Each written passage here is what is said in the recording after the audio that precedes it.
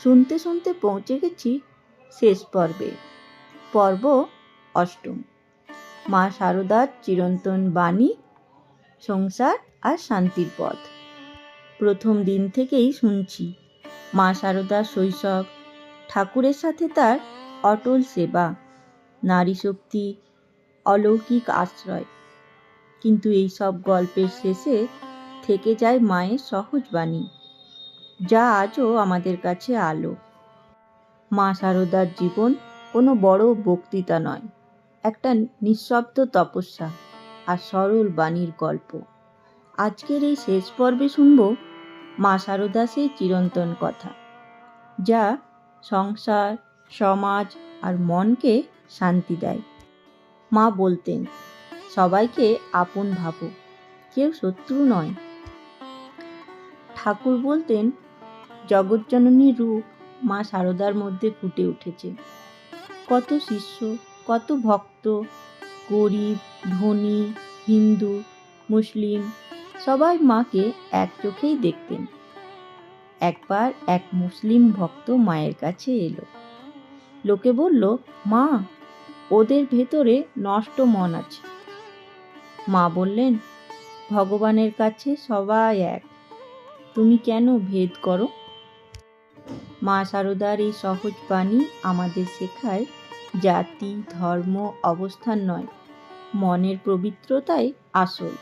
এই কথার জন্যই আজও মা শারদা বিশ্ব মায়া, সীমাহীন মায়ের ছায়া। মা কোনোদিন কাউকে জোর করে সন্ন্যাস নিতে বলেননি। তিনি বলতেন, সংসারই তপস্যা। ঠাকুরের মহাসমাধির পর কত নারী পুরুষ দুঃখে এসে মায়ের পায়ে পড়ে বলতো, মা, আমরা সংসার ছেড়ে দিই।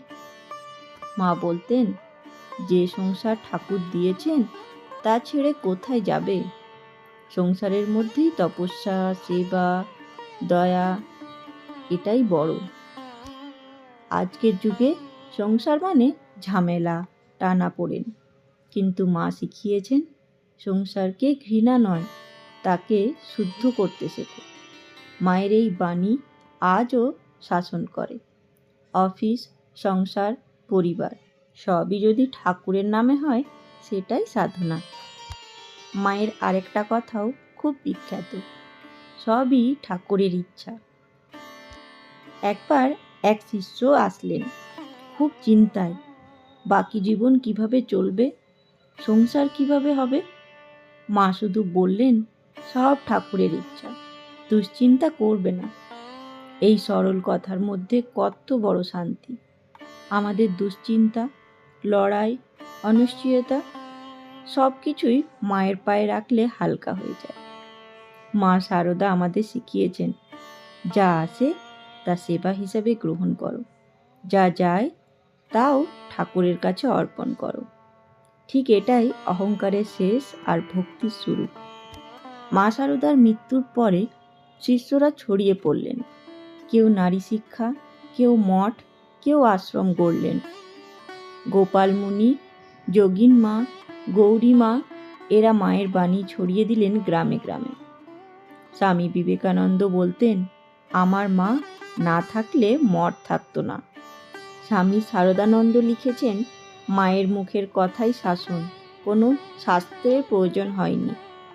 আজও রামকৃষ্ণ মিশন, মা শারদার মঠ, নারী শিক্ষার কেন্দ্র, সবই এই সরল বাণীর ছায়া। মা নেই, তবু বাণী রয়ে গেছে, আর সেই বাণী মায়ের চিরন্তন উপস্থিতি। শ্রী শ্রী মা শারদার জীবনী শেষ নয়, শেষ হতে পারে না। ঠাকুর বলেছেন, জগজ্জননী সব জায়গায় আছেন।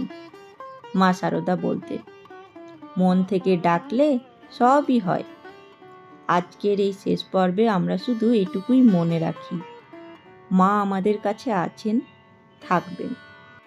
সংসারে থেকেও শান্তি চাইলে মায়ের বাণী মনে রাখি, সবাইকে আপন ভেবো, দয়া করো, ঠাকুরের নাম করো। আসুন শেষ করি এইটুকুই প্রার্থনা দিয়ে, জয় মা। বন্ধুরা, আশা করি আজকের এই ভিডিও আপনাদের ভালো লেগেছে। ভালো লাগলে অবশ্যই চ্যানেলটিকে সাবস্ক্রাইব করবেন আর ভিডিওটি আপনাদের বন্ধুদের সাথে শেয়ার করবেন, যাতে মায়ের বাণী পৌঁছে যায় দূর দূরান্তে। নমস্কার।